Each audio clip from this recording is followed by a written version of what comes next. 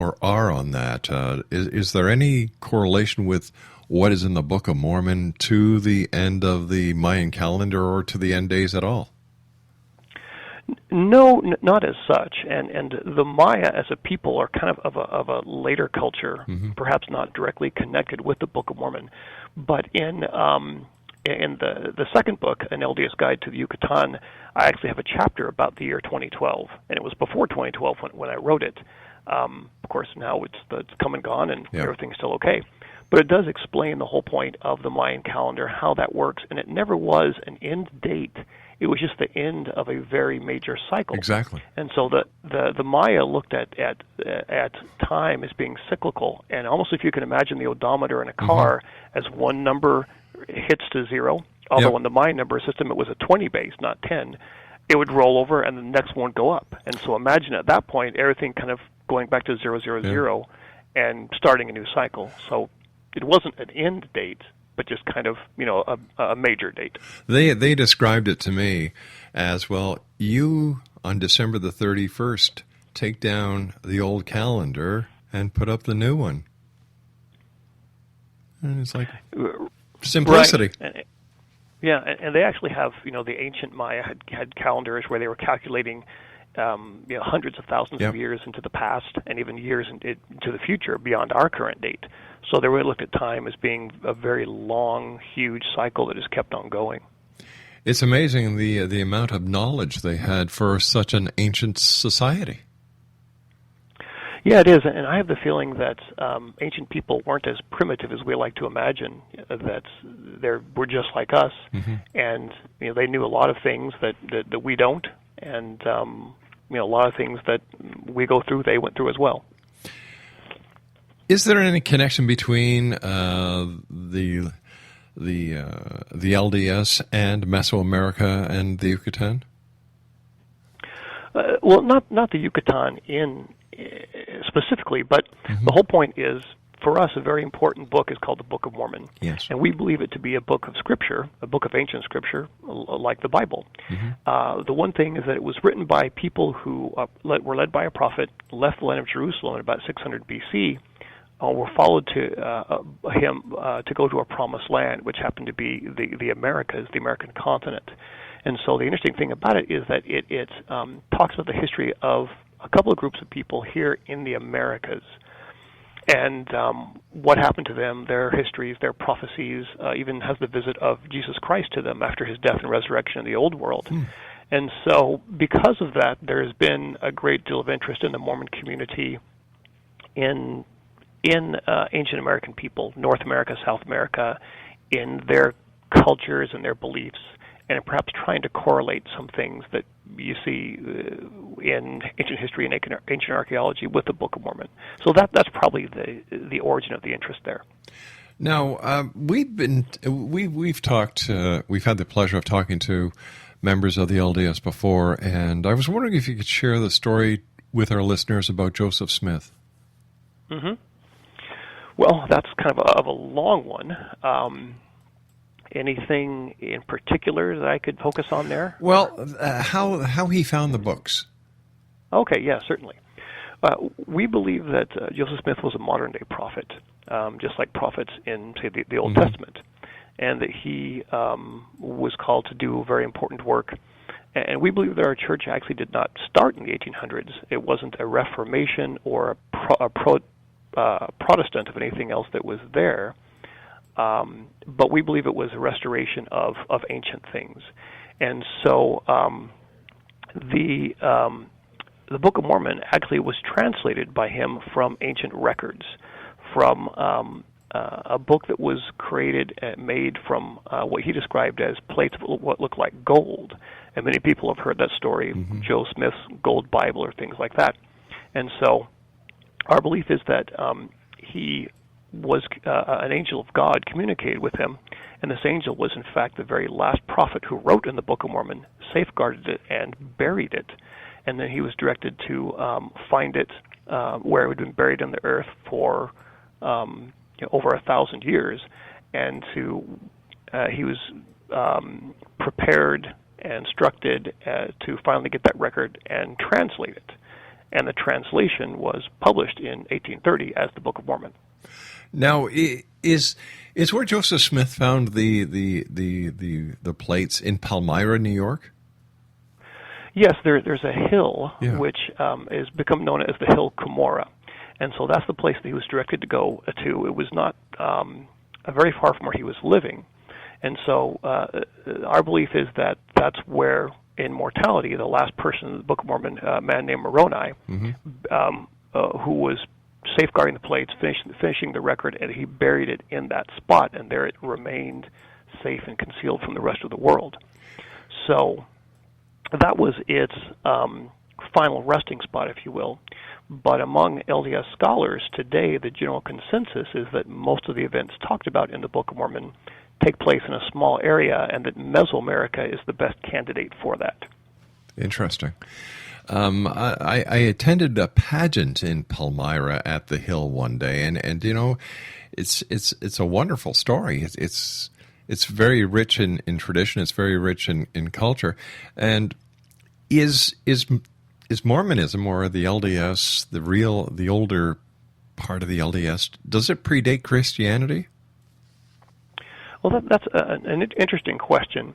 As I said, our belief is that Joseph Smith, he was not officially a member of any church, and so he was not like other Protestant religions as far as, you know, breaking away from something. Right. And so the belief is that he restored an ancient church which would have dated back to Christ and his apostles, and in fact even dated back to Adam and Eve. So that Adam and Eve were given the true belief in God. And that this was, you know, carried on more or less throughout the Old Testament, and then, you know, down through apostolic times. So our belief is it was a restoration of things that date back that far. So, you know, Bible scholars tell us about the Council of Nicaea, where over 2 years the Bible was basically taken apart and put back together again. Has this ever happened with the Book of Mormon? Not exactly. I think, of course, with the big thing we know about the Council of Nicaea is the Nicene Creed about the nature of God. That was one of the big issues they had to resolve. So the Book of Mormon hasn't really been taken apart. It's existed really in pretty much the same form as when it was first published. During his lifetime, Joseph Smith made various grammatical changes and little fixes here and there, as, you know, various editions got published, and, you know, typos were found or things he looked at, they thought, oh, this could be better translated. So it's remained in pretty much the same form since then. All right, stand by, Daniel. You and I have to take our news break at the bottom of the hour. Exo Nation, Daniel Johnson is our special guest. LDSguide.blogspot.com, and we'll be back on the other side of the news. Don't go away.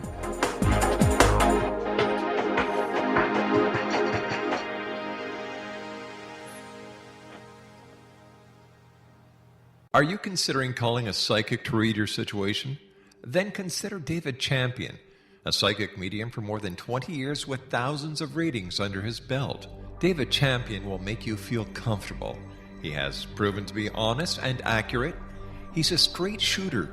There's no guesswork. What he sees is what you get. While he is a medium, most of the calls focus on relationships, not only love, but work, school, neighbors, and more.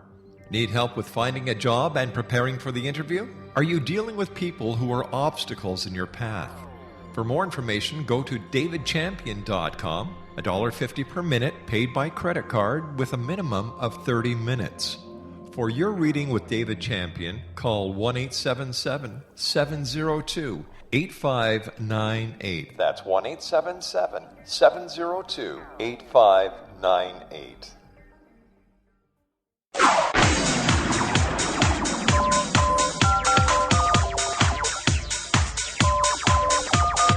Now you can dial in to listen to the X-Zone Radio Show from anywhere in the world with Rob McConnell 24/7, 365 by dialing 213-401-0080. That's 213-401-0080. If you have a mobile phone or landline, the X-Zone Radio Show with Rob McConnell is now at your beck and call at 213-401-0080. That's 213-401-0080, 24/7, 24/7/365.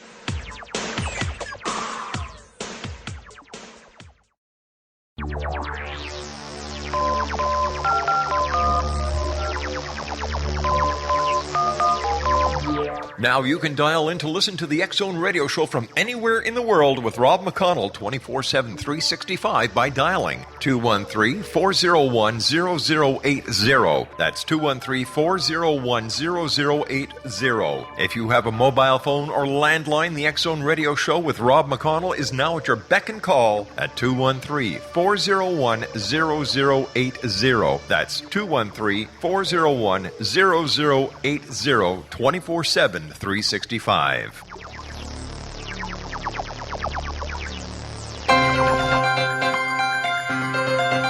This is the X-Zone Broadcast Network, broadcasting worldwide on broadcast affiliates and satellite program providers, including CNN Broadcast Network, Sirius Satellite Network, Star Media, Good News Radio Network, Angel Broadcast Network, Wiki Broadcast Network, and WPBN TV.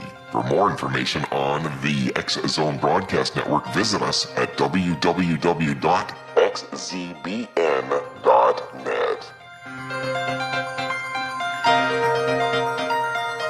And welcome back, everyone. Daniel Johnson is our special guest. He is the principal author of An LDS Guide to Mesoamerica and An LDS Guide to the Yucatan.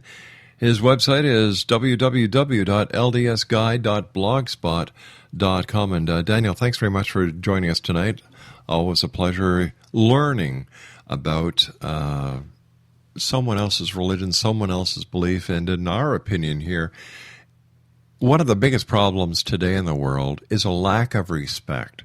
You know, I believe that if we respected each other and respected each other's religious philosophies more, that a lot of the negativity in the world when it comes to the different cultures wouldn't exist. I really believe that we all can exist together on this little planet of ours. And thanks very much for sharing your time with us. Sure, it's a pleasure to be here, and I agree with you. You know that in the United States, fairly recently with our last presidential election, we had a candidate for president who was of our faith, Mitt Romney. Yes. And that actually brought out some religious prejudices in our own land, which were kind of sad to hear. And people talking about the things that were not quite true, or accusing them of various things. And so I think it's great to understand what the truth is about what people believe, and that does lead to more respect. Yeah, I was very lucky when I was a child. I was raised in a part of Montreal that was multicultural. We learned about each other's holidays. We learned about each other's traditions. We celebrated with each other. We became one melted pot family. And I really believe that this is what the world is missing today, is to get to know the different holidays that other people celebrate, understanding their religions, getting to know the story behind the story instead of just taking everything from the surface. And, well, we see where that's gotten us over the years. Right. And I've had quite a few experiences to answer questions and explain these things, and help people understand, Sure. Our point of view a little bit better. And I think that can just help, put things in greater perspective. And as I do this, I learn about other people's views. And again, the whole idea is to focus on more understanding and respecting each other, and that can only help the bigger picture, I think. I agree with you 100%, sir. What is the difference between the LDS and other religions? For example, Catholicism. Mm-hmm. Well, there are some major distinctions between us and, say, major Christian religions. All right, yeah. That has to do with, one is the fact that we believe in additional scriptures besides the Bible. We have the Bible. We also have the Book of Mormon. Some things about our beliefs in man's innate nature, his eternal perspective, man's relationship to God, might be some things that make us a bit different. Similar to the Catholic Church, we actually believe there was an apostolic church set up with Peter as the head apostle, with authority given to him from Christ. Unlike the Catholic Church, we believe that line was broken, that he did not pass